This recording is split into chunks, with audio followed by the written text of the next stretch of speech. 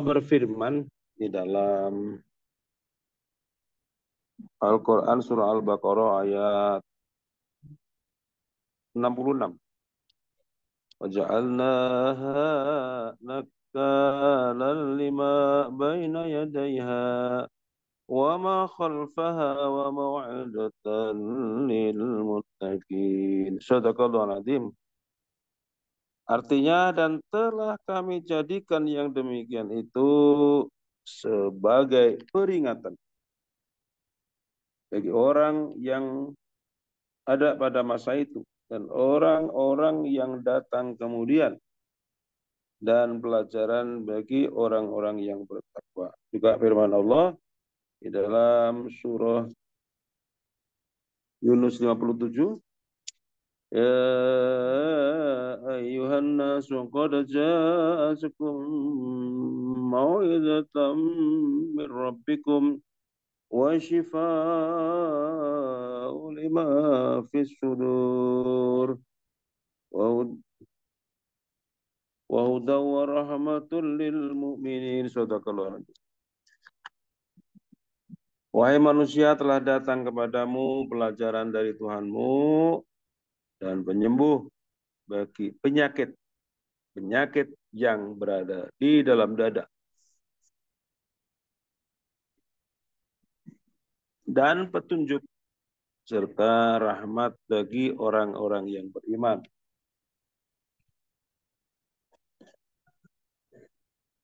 Allah berfirman juga di dalam surat An-Nahl ayat 125, Ud'u ila sabili rabbika bil hikmati wal mau'izatil hasanati wajadilhum billati ahsan. Serulah manusia kepada jalan Tuhanmu dengan hikmah dan pelajaran yang baik, dan bantahlah mereka dengan jalan yang lebih baik. Juga di dalam firman Allah, Hadza bayanun linnasi wa hudaw wa mau'izatan lil mu'minin.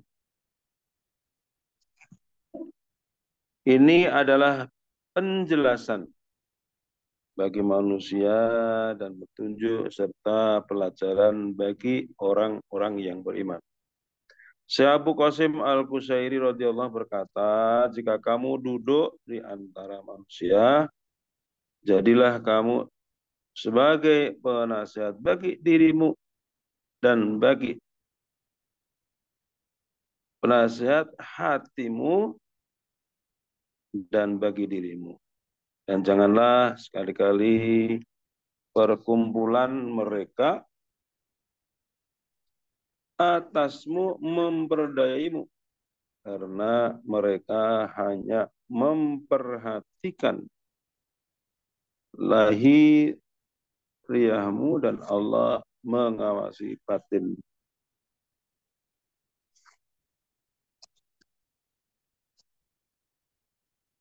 Hati yang keras tiada manfaat baginya.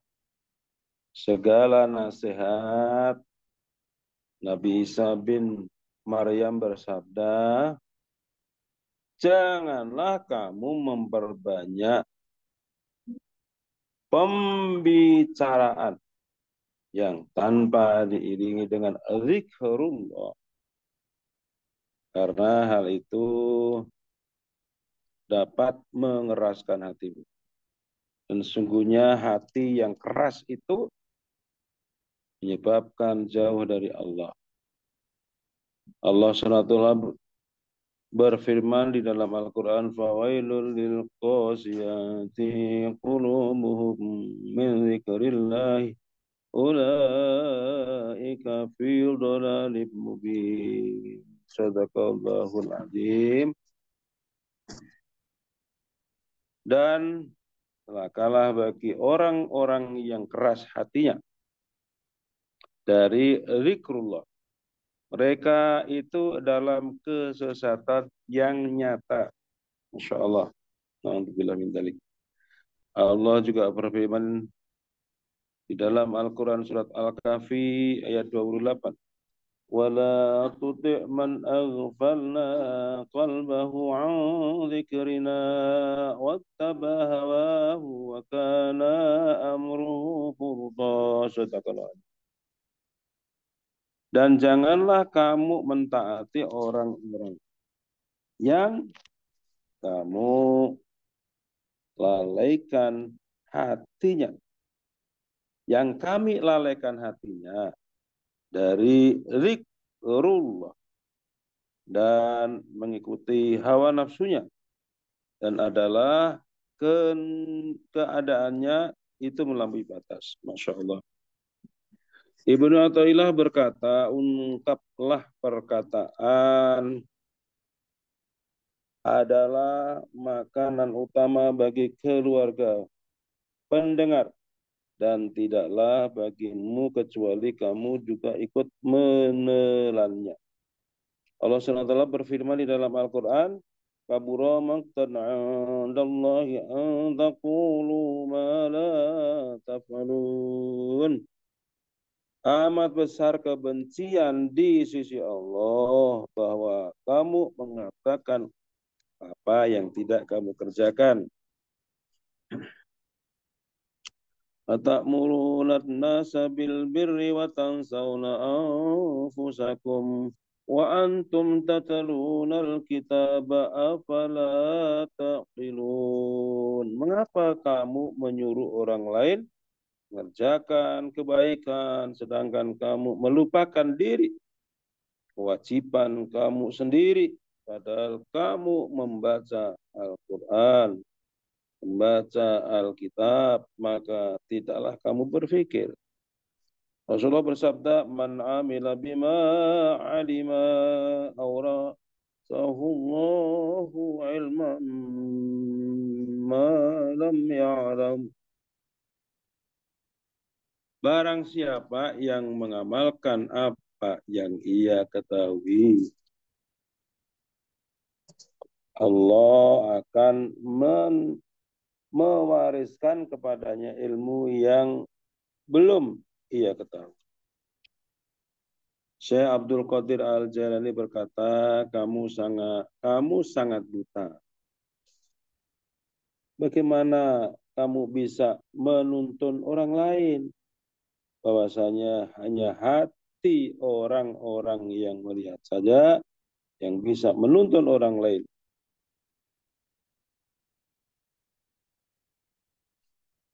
Bentuk dari seorang murid bahwa dia selalu memelihara adabnya di dalam beribadah kepada Allah SWT dan di dalam bergaul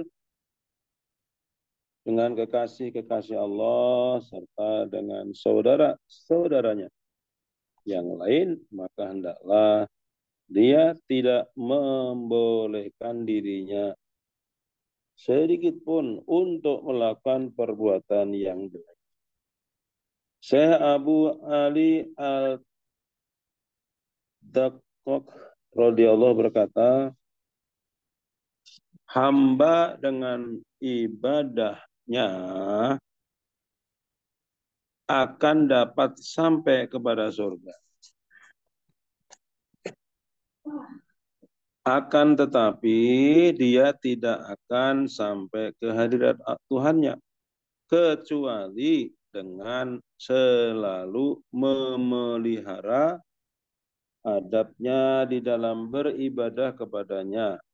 Barang siapa yang belum memelihara adabnya dalam ketaatan dan ketaatan ibadahnya, maka dia akan terhijab sebagai 70 hijab dari Tuhannya. Dan adalah beliau At-Taqaq radhiyallahu dalam beribadah kepada Allah tidak pernah bersandar kepada sesuatu apapun, dari bantal apapun, dinding, kecuali beliau lakukan hal itu hanya dalam keadaan terpaksa. Dan beliau menyatakan di dalam hal ini bersandar kepada suatu dalam keadaan dalam beribadah termasuk bagian dari kejelekan adab. Abdullah bin Al-Jala radhiyallahu berkata, barang siapa yang tidak beradab, maka tidak ada syariat baginya. Tidak pula keimanan dan tauhid baginya. Artinya tidak sempurna syariatnya, keimanannya, dan ketauhidannya. Ibnu Athaillah As-Sakandari radhiyallahu berkata, seorang murid tidak akan beradab sehingga ia malu kepada Allah untuk menjulurkan kakinya di dalam beribadah padanya, baik dalam saat malamnya ataupun siangnya. Syekh Al-Hariri radhiyallahu berkata, aku tidak pernah menjulurkan kakiku di dalam khalwatku semenjak 20 tahun. Dan juga beliau berkata,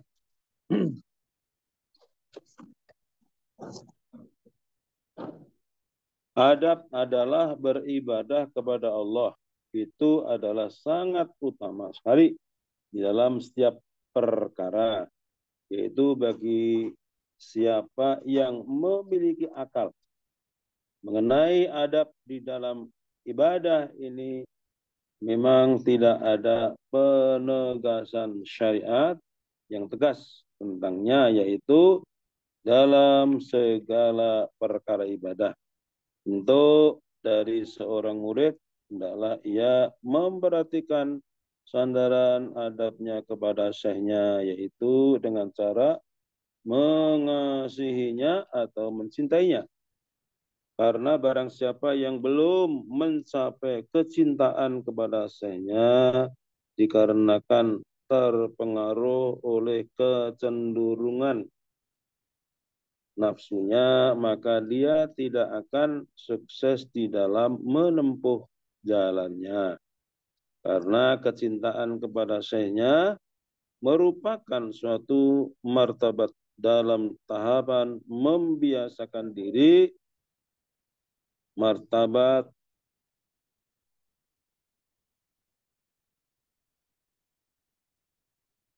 adman yang akan meningkat kepada martabat marifat kepada Allah SWT.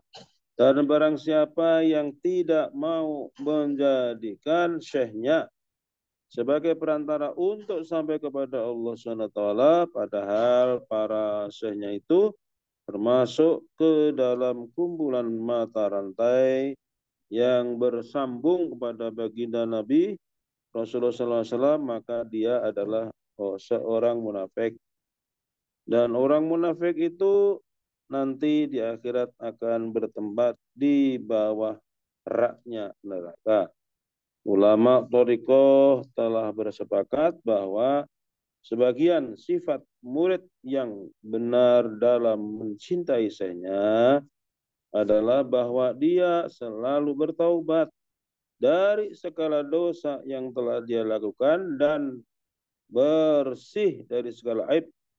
Maka barang siapa yang masih menodai dirinya dengan dosa lalu mengaku bahwa dia mencintai syekhnya, maka dia adalah seorang pembohong yang besar. Oleh karena itu, sebagaimana murid tidak mencintai syekhnya, maka begitu pula syekhnya kepadanya.